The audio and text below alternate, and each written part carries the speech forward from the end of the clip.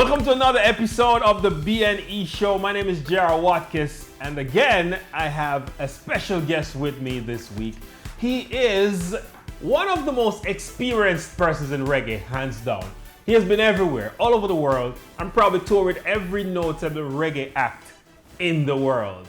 None other than Sir Copeland Forbes. Thanks for having me. Welcome to the BNE Show, Mr. Forbes. How you doing? Is everything all right? Yes, first I must answer, muy bien, gracias. Mamada Escobana de Habana. Ooh, I don't even know what he said, but I think he's saying he's good and life is all right. Yes. So you have a book. You have a book that was just released. What is the book about? Well, here's the book, so people can at least see it, right? It's titled Reggae My Life Is. It's like saying my life is reggae, but it's a play on because Peter Tosh has a song named Reggae My Life Is. So once you read this book, Reggae My Life Is, you're gonna get Reggae My Life Is. Right? and this is my copy. Yeah, this is definitely your copy, so I have to present you this exclusive special edition signed copy, right, for the business and entertainment host. Big up. I will enjoy reading this. But you mentioned Peter Tosh, so we're going to reverse a little and go back to how you got into the music industry. Where are you from and how you got into the industry? Well, actually, I was born and raised in Jonestown, Kingston 12. My mother had 12 of us.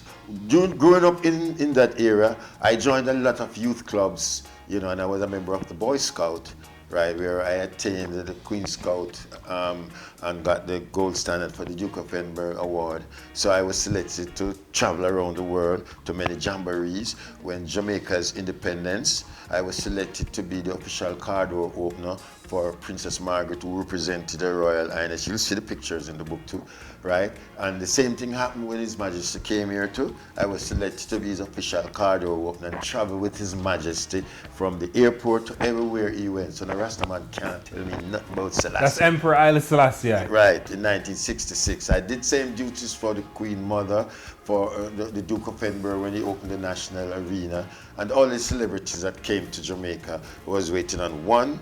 It was President Kennedy who was slated to come, but he got assassinated. So during that time now, I formed a group named the Harmonic Cats, right? I was a member of the All Saints Scout troop, and our headmaster, our scoutmaster, played the keyboards.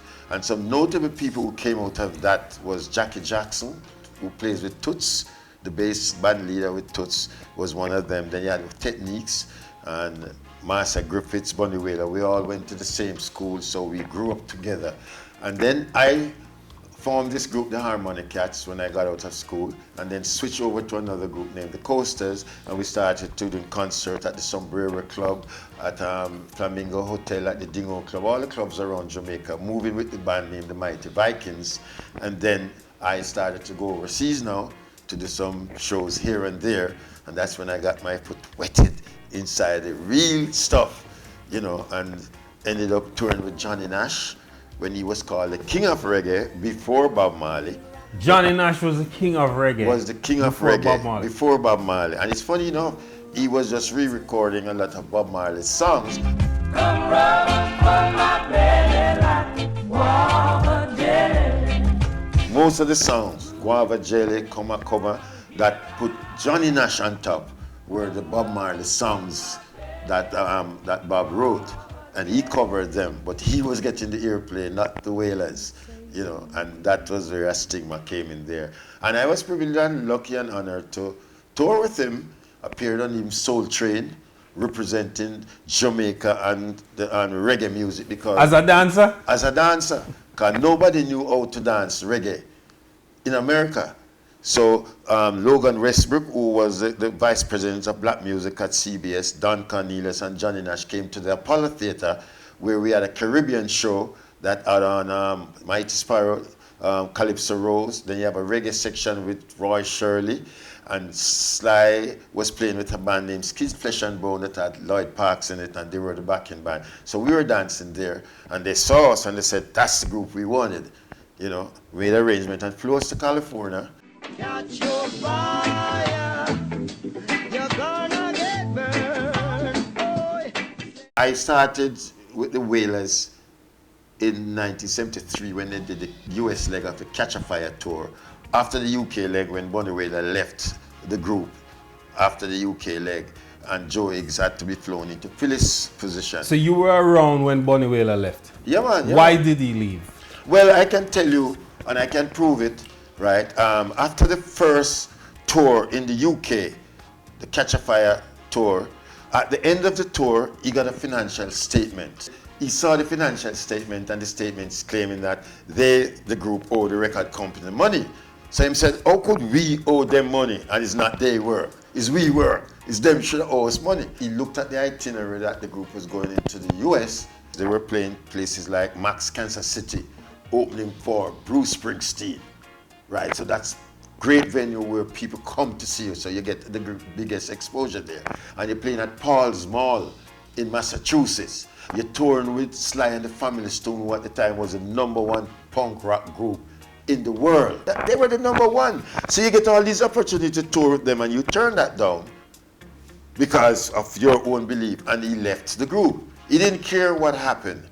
So Joe Higgs, who was their tutor and teacher, came in to fill the spot on the tour, figuring at some point he may just return. This is late 1973. Yes, in 73 when they're touring the US now, right? That's when I actually joined the tour in the US at a Jamaican journalist named G. Fitzbartley took me down to Chelsea Hotel at 23rd Street in Manhattan where the group was staying. They introduced me to Bob. Bob asked me one question. He said, what month you born? I said, August. What date first? You're a born leader. What was Bob like upon meeting him and then the time that you worked with him? Well, you know something, prior to meeting him officially there, right, I lived in Trenchtown for a while and Ghost Town. When I leave Jonestown, I ended up in Ghost Town. Ghost Town now is a street now with pure dirt, not concrete. You know, but a woman with 12 children, you know, she does have to do the best she could. And then I ended up in Trenchtown now on Greenwich Street. So we had to walk through that burial ground to go up British Park Road to pass where Rita was living and where Bob shops them and everything were to go to the studio. So I kind of knew them from then, but not personally, so to speak. When they were rehearsing down at 2nd Street in Trenchtown, right, and at night you come off the bus, you walk, you hear them, you go in there, you see them singing like crazy. So there's about 5, 6 of them in the group at the time. Besides the 3 of them, you had Juna Breathwaite, and then you had the 2 girls, Beverly Kelso and Cherry Smith. So Wailers actually was about 6 people. So meeting them and meeting Bob, I realized Bob was about the music. He had a business mind, attitude about him. And he has tunnel vision. If you notice, he used always say, this music is gonna get big and big and big till it finds its rightful place. So there's no end. They will tire to see my face and can't get me out of the race. This is the kind of attitude that he took on, right? And he was a born leader. On tour, he's the first one on the bus every morning, right? He's the first one down for sound check. He plays 6 days at the Apollo and go to sound check every day. This is how serious he took the music. And really and truly, Bob wasn't really making no money until 1918. All them years going on is touring, promoting himself, because your 2 foundation members leave you. Because Peter left in 74 after the Burning tour, and then Wire left too. So Bob was only left with Family Man and Carly, that's the drum and the bass, to continue the work because your 2 singers gone, and Peter was a guitarist in the band too. Was he? Do you think he was heartbroken by them leaving, or he was just? Like, yes, he was, but he has this determination to achieve the best. When Peter left, Bonnie left. You went to tour with Peter Tosh, right? Yes. Now I joined Peter Tosh in 1977 because I was managing the Mighty Diamonds, you know, first.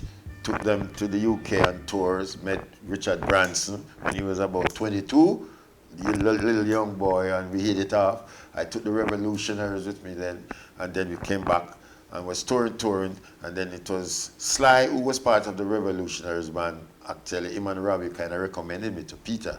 And I started out with Peter, not as a road manager, not as a manager. I started out as a personal assistant, because they wanted somebody with knowledge and who's precise. And you have to cook too. And because I was a Boy Scout, I could cook. And I was a road manager with him for quite a while.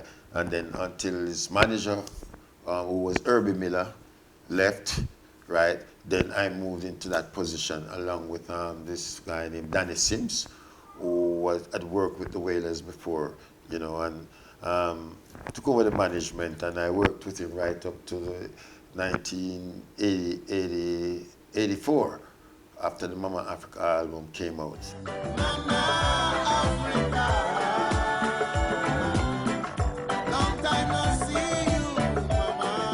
So the Mama Africa album, that started because you all went to Africa before the album, right? Yes. I tell you what happened then now. After that meeting that Peter suffered with the police, you must have heard about it in Halfway Street, he had constant pain in his head, headaches. So I was in Cuba with Jimmy Cliff, right, at this Varadero festival, and I saw Danny Sims came over, and he told me that he just spoke with Peter, and Peter wanted him to come be part of the management team, and he said, I am the one he's to speak with, and we formed a team then. And I ran into a guy named Sonny Okison from Nigeria. He was on the festival there, and he said, yeah, whenever you need, just come to Nigeria, we have the right remedy. So January 1982, we decided to go to Africa, just me and Peter alone, you know. And we arrived in Nigeria. Oh my God, that was a hell of an experience. You see it in the book too. We had changed our flight, but didn't remember to call Sonny. So he didn't know what time we were coming in. We arrived in Lagos, and we decided to just get a cab and drive into the city and go find a hotel, and then we go find Sonny. On the way from the airport into the city, you have to go through roadblocks.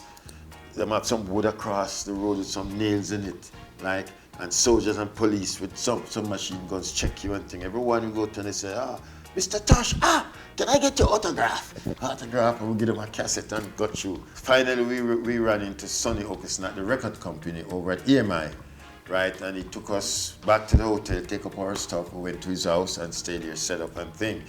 Before we leave the house, you would come with a note, and it said, Dr. Ikiriku said to come and see him. If we don't come and see him, judgment will reach us. And Sonny grabbed it and fold it up and throw it in the garbage.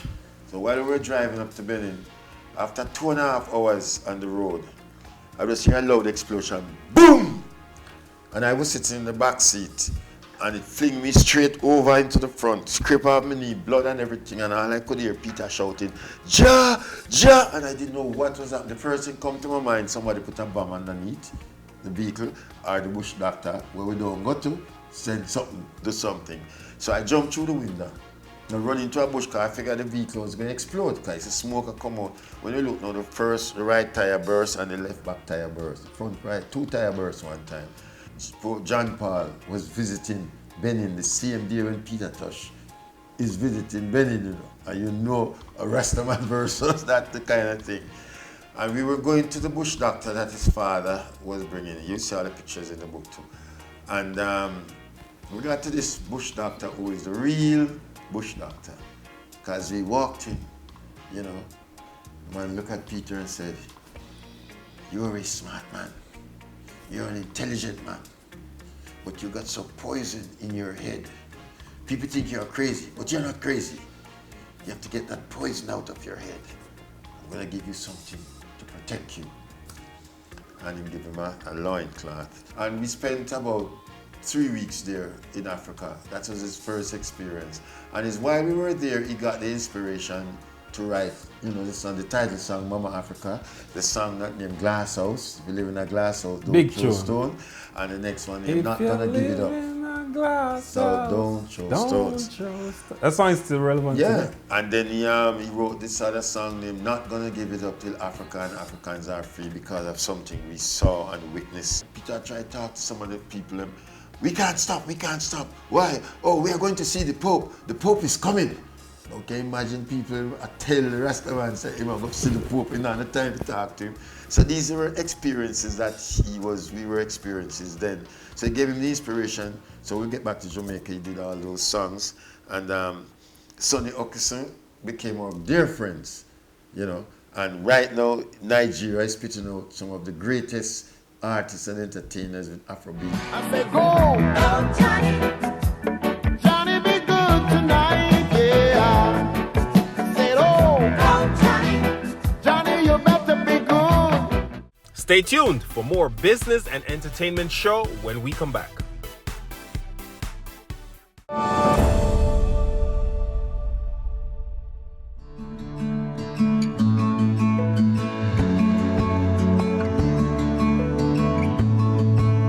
were not for the Jamaica Stock Exchange listing, Phosphate Company Limited would not be where it's at today. FESCO started from 5 shareholders who believed that they could execute a fuel company as good as or as better than any multinational. Caribbean flavors and fragrances. I have seen that our company has expanded tremendously after being listed. Our experience so far has translated into additional customers. Being listed on the stock exchange allows us a certain prestige. It also speaks to accountability and transparency. Our transparency has allowed us to access credit easier and at better rates. We have expanded in terms of our customer base, in terms of our suppliers. All the fears I had about banks, about losing control, you are having them. And I tell you, they were dissipated when I spoke to the Jamaica Stock Exchange. So if you're a private company thinking about growing your profits, having better access to capital, I really think you should consider listing on the junior or the main market. You may have fears in listing on the main market or the junior market of the Jamaica Stock Exchange. Whatever those fears are, we can help you to allay them. Give us a call today. Our friendly professional staff will help you through the process. Let us have that conversation. Give us that call. Go ahead, have that conversation as soon as possible. We did it and we're very happy. Make that call now. You will be glad you did.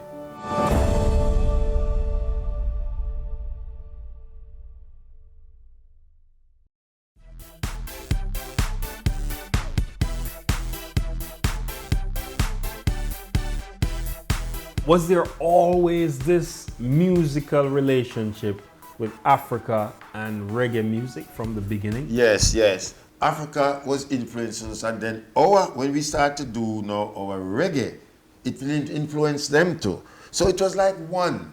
You know, this thing about who is first or who is second, you know. We're African descendants, right? And I remember going to Ghana and go up to that castle, which I show you a picture of all where the slaves, them used to push them out in a boat through that place, right? And they just, anywhere the boat land.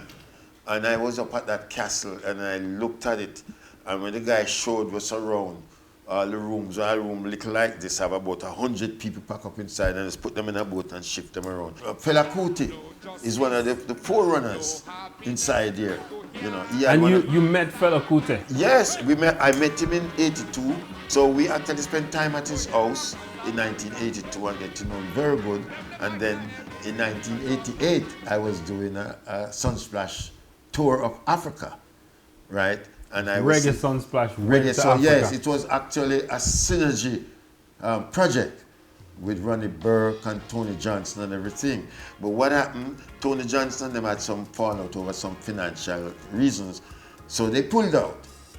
And the Africans them looked around and said they want the next best person who's experienced. And they figured I am the best person. So they came, I was up by the museum, me and Ziggy them in a little meeting talking, and I see 2 cars coming loaded with people. I look inside the car, I saw Donny Sims and I saw Don Taylor. And they said they're looking for me. I said, what? The African tour, they want me to take it over because Synergy's out.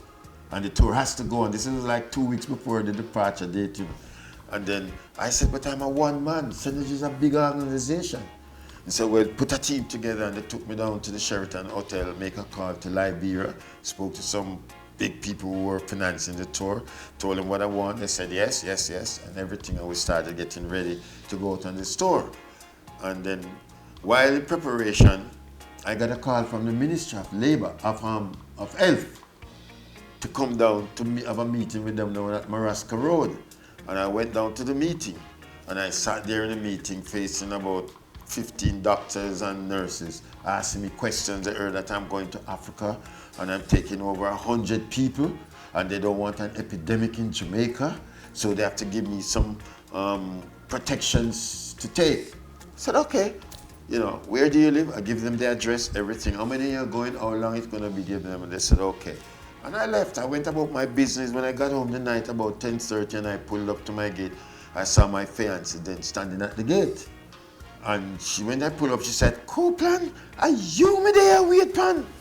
Me want to know what kind of tour this and I go pan? I said, what? looked on the veranda. I can't even see the bulb. I looked in. The veranda was dark because there were boxes piled up to the roof. Of condoms. When I looked, it's 10,000 condoms they dropped off at my house. Now, how do you explain to your other half? You're going on a tour and you're carrying 10,000 They condoms? didn't send mic equipment, they didn't send speakers. And you know, to put it in a So you nutshell, got out of that conversation. boy, I can't remember, but I said, listen, I didn't ask them for that. They said they don't want an epidemic into Jamaica and they were going to give me some stuff to take. I didn't know what it was. Now I hear, I say, I couldn't take 10,000. I took half, 5,000. What do you know about that early signing of Bob Marley and the Wailers Well, to Island Records? Yeah, well, in the early stage, right, after the Wailers was left stranded in the UK, after the Johnny Nash tour, and they were left stranded allegedly by Danny Sims and Johnny Nash. A friend, the road manager guy, took them over to meet Chris Blackwell over at Island Records. This was their first time meeting Chris, you know, and as he said, you know, he liked their attitude. They walked in like stars in his office and so on. I give you a cut of that to play. And he liked what, you know, what they were talking about. So he decided that he's going to give them some money to go and do a record and to get their tickets back home. So he did all that, gave them £4,000 at the time, which was good money to do an album, right? And no contract signed, everything, and they left. And people were telling him, oh, you'll never see that money again. You give 3 Rastaman in Jamaica money, all I'm going to do is take it, buy ganja and smoke off. He said 6 months later, I came out to Jamaica, and they took him over to RJ's studio, where they recorded some of the tracks, and he listened, and he said he knew that the money was well spent, you know, and they were very serious, you know. At that point now, he took the raw tracks, right, and took Bob with him to England, and they overdubbed all the modern sounds to bring it up to that level of international acceptance. Because those days in Jamaica, we just did the dry tracks, but all the overdubbing, which was done by some foreigners, which I'll tell you the names of them, and then he marketed it out now and put it out. And then they came in now in '73 to do a tour and to promote the album. And they started out with the 3 Wailers, foundation member Bob, Peter, Bunny, and then they had Family Man Barrett on bass, his brother Carly Barrett on drums, and Wire on keyboard. And then they went out. Incidentally, when they signed the contract with Island, they signed under the moniker of Bob Marley and the Wailers, which I'll show you a copy of, right? So it's not like Chris changed up the name, the Wailers, and called them that. They were using that from early in the 60s when they had their own label named Wail and Soul M plus Tough Gong Records, and they had total control over their own label, and they were using the name Bob Marley and the Wailers. Do you think there's a place for a reggae tour now where you gather? Well, I'll tell you, tours on a whole now has changed drastically. Back in the early days when Bob was touring, they didn't have tour buses with bunks and beds inside with a sit-up. And Bob used to take the back seat, the long one at the back, and sleep on them, and everybody had to sit up and drive, how much hours and things. After that, we started to get tour buses now with bunks and bed inside of it, bathroom, refrigerators, TV, it has everything. What is happening now, the cost of touring has skyrocketed. Fuel has gone up. Driver's salary used to be 200, is about 600 per day, you know, because you have to pay for everything separate, you know. The rental of the bus is different from the fuel, different from the driver. Right now, the only Jamaican group who have a tour bus for themselves right now is Inner Circle. When you go to them place in Miami, you see a big tour bus around the back of them place right there, you know, where they invested in that for themselves. Touring is not like years ago. Years ago, it was a peach. I used to enjoy it. That's why I was so well embedded in it. Sometimes I'm doing tours for 6 months straight with different groups, here, there, and everywhere, and so on. But, you know, groups can go out now and still tour, but most of them, in Europe, most of them go by the trains around Europe. Because they go from one country to the other. And they reach the station in Belgium, the promoter send a van, pick you up, take it to the hotel, you should carry back to the train, and take it and go down to Rotterdam, and so on. So that is what's happening now. But My last question is, what do you expect this book will do, and where do you want to see reggae go?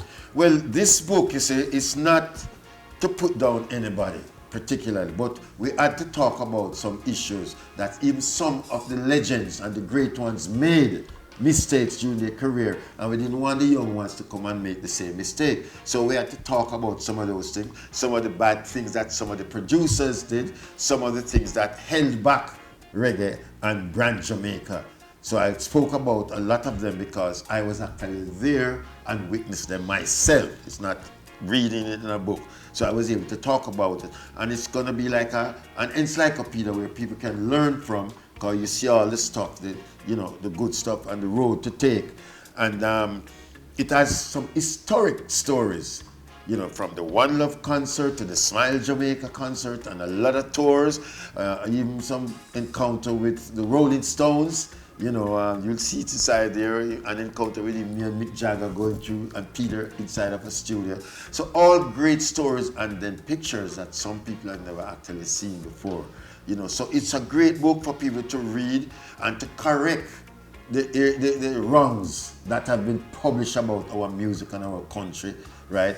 A lot of it is corrected inside here. You can see them and see the authentication of things to authenticate what is written. And where do you want to see reggae go 10 years from now? No, reggae, I will back up what Bob Marley says.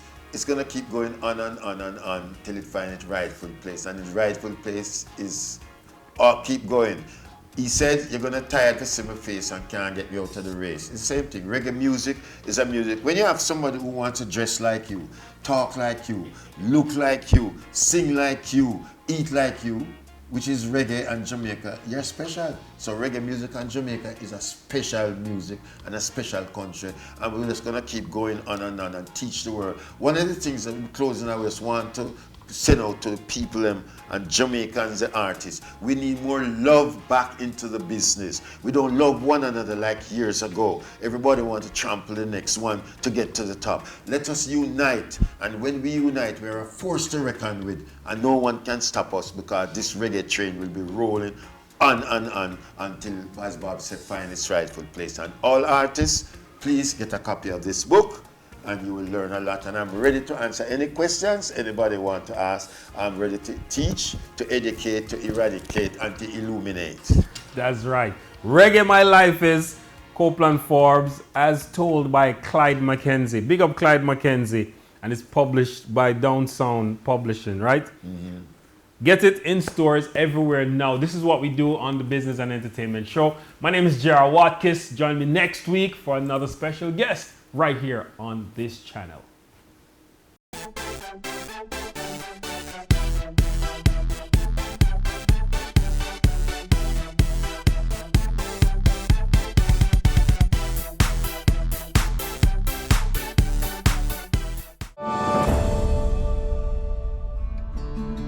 If you're a private company thinking about growing your profits, having better access to capital, I really think you should consider listing on the junior or the main market. Our experience so far has translated into additional customers. Our transparency has allowed us to access credit easier and at better rates. Go ahead, have that conversation as soon as possible. We did it and we're very happy.